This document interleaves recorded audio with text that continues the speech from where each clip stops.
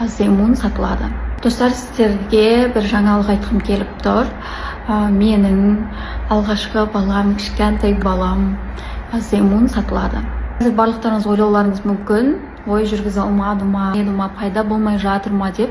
Жоқ, мүлде олай емес. Сіздер білесіздер, мен өзім Алматыда тұрамын, және басқа елдерде көп жүремін. Магазин Түркістан қаласында болғаннан кейін мен енді бір орында қатып қалмай, масштабқа қарай шыққым келіп тұр. Қасында өзім жүруім керек болып тұр. Мен магазинді Алматыдан ашамын, Алла қаласа, сондай ниетім болып тұр. Және де енді білесіздер, мен қанша жыл армандаған, қанша уақыт еңбекпен тапқан ақшама несиесіз ашқан магазинім ғой, енді кредитте алынған жоқ оны ашу үшін. Енді менің жүрегімнен шыққан магазин болғандықтан мен оны жай жауып тастағым келіп тұрған жоқ. Сол үшін де Түркістан қаласында кәсіп ашқысы келіп жүрген, бірақ кәсіпті неден бастарын білмей жүрген. Достар, барлықтарыңызға қайырлы кеш. Тағы да WhatsApp деген жарылып жатыр, бірақ та өтініш тисе текке, тимесе бұтаққа деген сияқты жайдан жай іштеріңіз пысып жазбасаңыздар. Ала мынау бизнес ашамын деген ойы бар болып жүрген адамдар нақты жазсаңыздар. Өтініш, бір-біріміздің уақытымызды қадірлейік, сыйлайық, жайдан жай біреудің уақытын алмайық. Короче, аңсар да видеоға түсем дейді. Түрін қараңыздар. Болды, қойшы аңсар, көрсе қойшы сені. Көрсе қойшы. Байқасаңыздар, аңсарда аз түсіріп жатырмын. Бұдан кейін көп көрсетпеймін деп шештім. Неге десеңіздер, балам тәтті ма бірдеңе ше.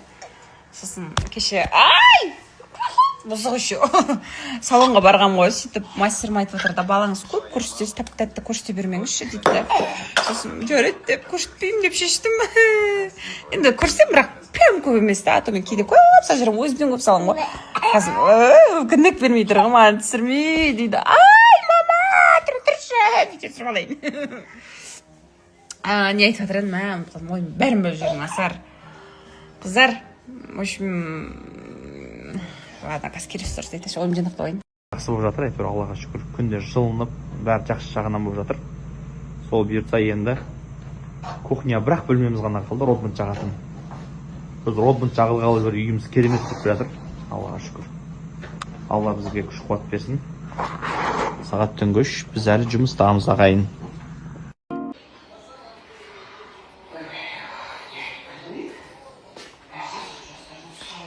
Балалы базар дейді. Баласыз назар деп. Осы бүгін ғана мен негізі шикардосный уборка істеген болады.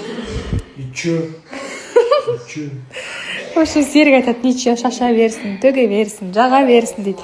Оны жинайтын кім? Жинайтын кім оны?